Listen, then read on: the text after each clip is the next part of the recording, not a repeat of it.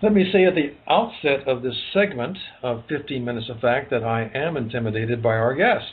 Let me refine that. Not maybe the guest herself. She's too sweet for that. It's Honorable Dr. Delois Blakely, Ambassador of Goodwill to Africa and the Community Mayor of Harlem. It's her reputation, her role in championing human rights and the rights of women and children, and the work that she's done on behalf of her fellow citizens of African descent. That is intimidating.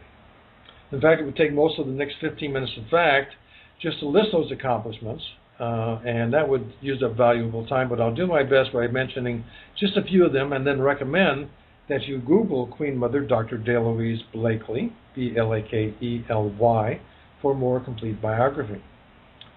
Now, over 50 years ago, this lady entered a Franciscan Convent for 10 years, where she was known as Sister Noelia Marie. Over the next 10 years, she worked in New York State in education and prison counseling. Good preparation. And that completed one lifetime. She followed that by leaving the order to join the world at large, and her other lifetimes encompassed founding the New Future Foundation, which conducts exchange student programs from Africa. It's expanded as United Nations Africa House in Harlem, which is actually also the Queen Mother Moore International House, and its Neighborhood Peace University, and played a key role in memorializing more than 100 million Africans who died in the middle passage of the transatlantic ocean as people heading into slavery. As could be expected, she's accumulated numerous degrees and credentials from MIT, Harvard, and Columbia, as well as the Franciscan Handmaids of Mary College. In 1995, became the first woman to hold the office of Community Mayor of Harlem. She was sworn in by the mayor at that time, and her duties as the Community Mayor of Harlem is to deal with the needs of youth and children, as well as special needs for children who are homeless, handicapped, and in foster care. So let me stop here to catch my breath and to welcome our guest today, Queen Mother, Dr. Delois Blakely. We're happy to have you with us, Queen Mother. Thank you. That's an official title given to me by the Ashanti Kingdom in Kumasi, Ghana, West Africa. Well, tell us by the late king. The late king gave Queen Mother Moore her title, and the new king that sits on the golden stool, I went to see him, and he sent me to his mother. And the oldest Queen Mother is in the Ashanti Kingdom in Ghana, West Africa. Oh, then you must accept that as quite an honor. It is such an honor. And also I see it as a blessing for me in returning home to the continent, Mother Africa, being accepted, coming out of the middle passage of the transatlantic ocean, of the slave trade of the descendants of that energy. And also my ancestor was the first to be sold as the commodity, first commodity, human commodity, sold on Wall Street. So the world owes us reparations, and that has been the struggle of Queen Mother Moore. She lived to be almost 100 years old, and she advocated for reparation for close to 80 years before she became an ancestor. And I continue to carry the legacy of Queen Mother Moore. I understand that she was very influential in the world community for over 40 years at the UN and through her NGO at the New Future Foundation. Is that correct? Yes, that's what I've been doing. I see. Yes, I've been very active. And after leaving the convent, the United Nations became my second home. And at that time, in the late 60s, where you had On with the Power, Off with the Pig, and community controlled from young people, the haven for me was the United Nations because of my caring for all people. Even as a Roman Catholic nun, I was involved from Park Avenue, Wall Street, to Harlem on 125th Street, 135th Street. And so I was involved all the way up in the Bronx area, Staten Island, out in Queens, and other parts of New York City area. And so I was quite active as a Roman Catholic nun in the city of New York. Well, you, with that type of history, it was I'm sure, of some keen interest to you when the Occupy Wall Street movement began, because I believe, just as a wild guess, that many of the things that the occupiers are asking for and now coming to the point of demanding are things that you've been working on for years. So tell me about the experience that you had with that, and what, if anything, are you doing with Occupy people? The second day of Occupy, I was in Harlem for the African American Day Parade. And at the end of the parade, because I am on the bed truck and I'm very prevalent in the African American Day Parade. It's the largest parade that we have in Harlem every year. And with me in the grandstand waving to the community as the Community Mayor of Harlem. At the end of the parade and my waving, I wanted to go down to Wall Street. I heard about the young people gathering on Wall Street. I took the number 1 train that, it was the number 2 and 3 train, and I went directly to Wall Street. And when I arrived, I was given instructions how to get to Zuccotti Park, which I went to the park. And in my arrival, the first thing that I noticed that you had police officers in large numbers at the park, and saw visible signs from young people. The majority of the children that I saw at the time were white children. And so I see white children in the park the second day of Occupy Wall Street. And being an elder and then being African descent, I began to ask them questions. Why are you gathered here in the park in large numbers? Where is the other young people that is not white young people, the other ethnicities that I work with, which is international? And some of the young people began to answer my question for me. And I'm sure it was born out of curiosity with me being an old lady. And so being a senior citizen, and I said to them, well, I represent the black people in the movement. After they explained to me their position and what they were doing based on their mission of Occupy Wall Street for change. And the change was being fair about the economic system. That was the loudest cry that I heard from them, and also reading the different signs that they had as I moved through the park. And I said to a group of them, I kind of gathered them as young people, and I said, come here, I got something to say. And then I said, give me one of your signs. I will hold one of your signs too, which I did. And I said to them, I want you to know that the first commodities ever sold on Wall Street was my ancestors, and the world owe us. And then I began to talk to them about Queen Mother Moore. At that time, where the police was right on the Broadway street, and not so much in the park itself, but at the edge of the park. And the young people had, which I didn't understand, they started beating pots and pans, sort of, and the little, whatever they had in their hand, they made noise. And the next thing, they began to hold my hand, and they began to run through the park and up and down the streets, and that means the police had to get on their little scooter bikes, and they didn't know which corner they was going to turn or which block and what other areas that they was going in and out of Wall Street. Finally, I said to them, Queen Mother can't do it anymore. I'm tired. I can't run as fast as you all are running. And so one said, wait, Queen Mother, are you going to spend the night with us? And they kept saying, wait. I said, wait for what? I just want to get on the stop at Wall Street, and I'm going to say goodbye to you. I'm not going back to the park. They said, Queen Mother, wait. We just have a new bed. Somebody had left a bed on the streets. So they began to carry the bed collectively as a group. And they said, Queen Mother, we would give you the bed so you could stay the night with us. I said, no. I'm not going to spend the night, but I will come and check on you young people. And so after that, I began to go back and forth to the park. And then finally, they had organized loud and clear called the GA. With me being involved with the United Nations, I understood General Assembly. And I said, this is interesting to have a General Assembly. I raised my hand and I said, now, I've been coming and going as an elder, and I am Queen Mother Dr. Blakely, and you know where they say, mic check, and they repeat everything that you had to say. And with that, with the group, I did say to them, I said, no, we need a plan of action. It's good that we intellectualize with each other, but a plan of action is what you need to do. You need to do.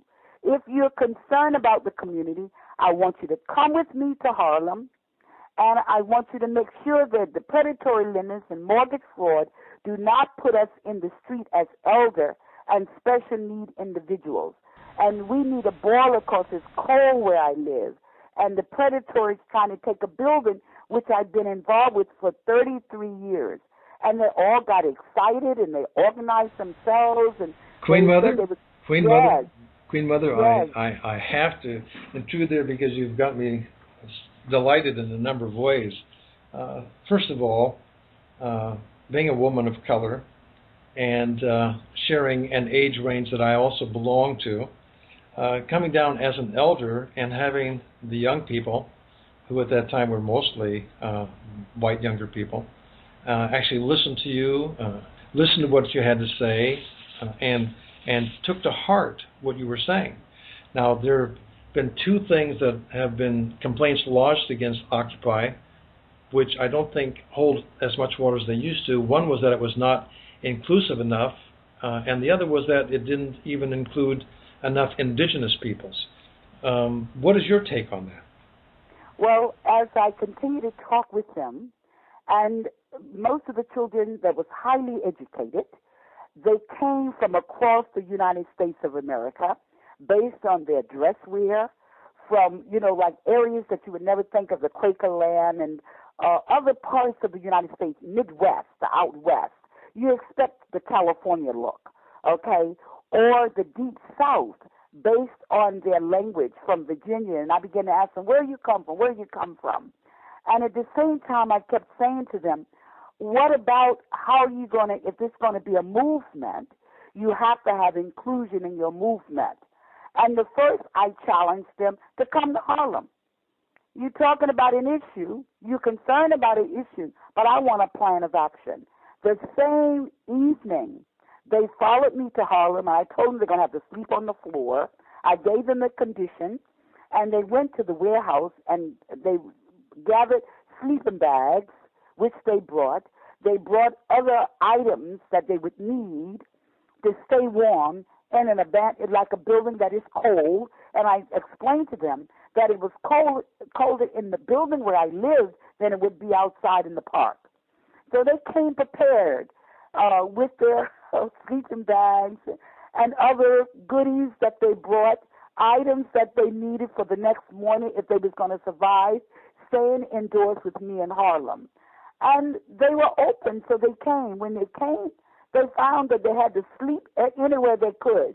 And I said, my goal is for you to stay here with me until the city bring heat and hot water to the building. The young people became committed because I thought they was going to turn around and say, well, Queen Mother, we got to go now.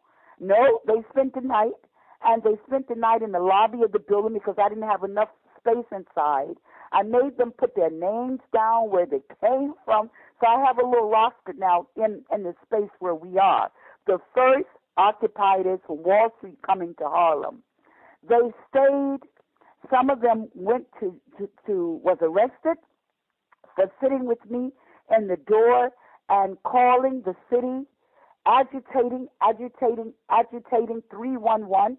And finally, we have a new boiler in this building today that would have cost us $50,000. Well, so this was action, is what they did for the handicapped and for special needs and senior citizens. Well, this is what they did, and they wrote their own stories about it, got the news out. Everybody was coming up here, and then they finally named it. I had them to organize themselves and say that this is what we want. Not what you want to give us. It's important that you young people listen to what the community needs are. And then we made this Occupy 477 in Harlem. And it's important as you hear the issue. Now you have what we call mini segment of Occupy. It's Occupy the Museum. which this building now is given a gift to the museum downtown at the Financial Museum right across from the New York Stock Exchange in the spirit of Alexander Hamilton. This is on the Grange. Grange means farm. So this is where they have placed the building. And I said, if Alexander Hamilton was alive, he did a rally and a march. If he was alive, he died when he was about 40-some years old. And if he was alive today, we know we would have included him in the conversation of Occupy Wall Street, Occupy the 99% over the 1%. And we know he would want inclusion of the 99% Queen Mother, you delight me. And I also realize that we don't really need to do 15 minutes. In fact, we need to do 15 hours just of conversation with you. So let me hit on a couple of other subjects, because there are a lot of people that are going to be listening to this who would like to know about some other things. So I detect that you're satisfied with the beginnings and the ongoing efforts of Occupy? Yes, I am. We have Occupy the Hood, Occupy the Museum, and we have now what we call Occupy the Earth.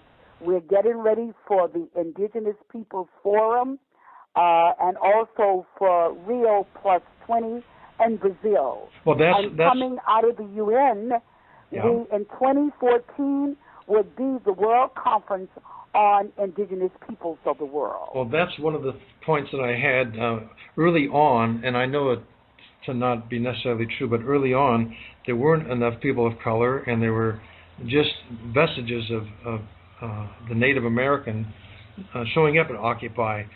Occupy has such a large umbrella that it fits under it very nicely. People with different causes, and one of the two major causes, and I share that one with you, which deals with indigenous peoples, is the fact that there's the RIO+20 coming up, and I'd like to have you explain to the listener what that means and how that incorporates the indigenous view.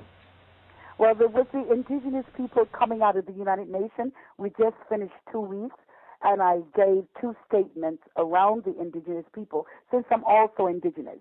I'm Greasewood woman. Cherokee is my grandmother on my father's side, coming from Hopi and Navajo land, which we did the first repertoire from the United Nations of Geneva. And so with my engagement and involvement, helping to support and being one of the people members who was a part of having an indigenous forum as a part of the institution coming out of human rights at the United Nations, that does exist because of some of us agitating the United Nations. And with that, we just coming out of the powwow that we had in the drums beating on the river in the north part of Manhattan this weekend. And so there again, they have spoken what their concerns are about water, about food, having the right to the sacred of the land.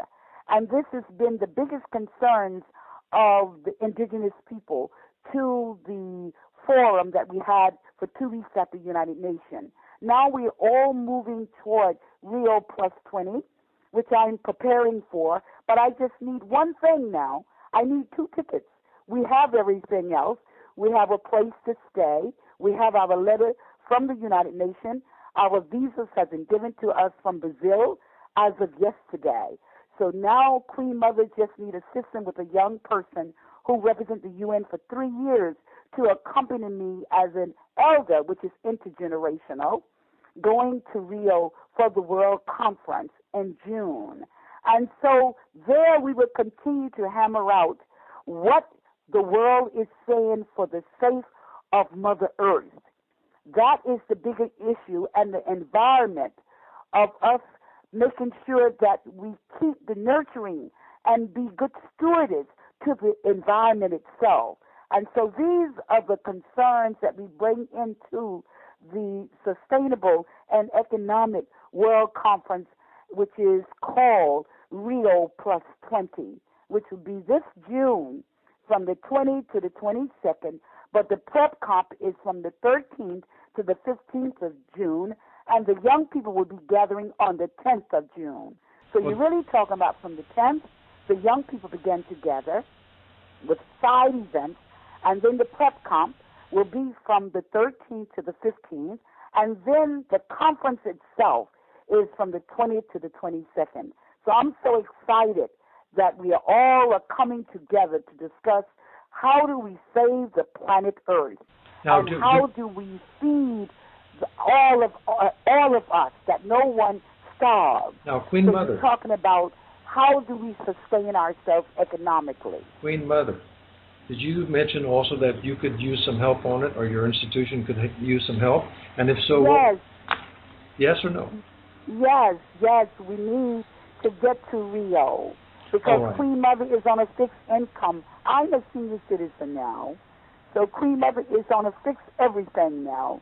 And so I think it's very important that my voice is heard since I've been involved with the UN going on 43 years. Then let me stop you for a second and let the listener know how to get in touch with you. For example, you have an email address. It's queenmothernews@gmail.com, Queen Mother News. And you can also be found on Facebook, and I'll have a link for that on our interview that is going to be going up on WGONradio.com, 15 Minutes of Fact. And of course, there's the newfuturefoundation.com. I believe they can reach you there as well. Am I correct? Yes, they can.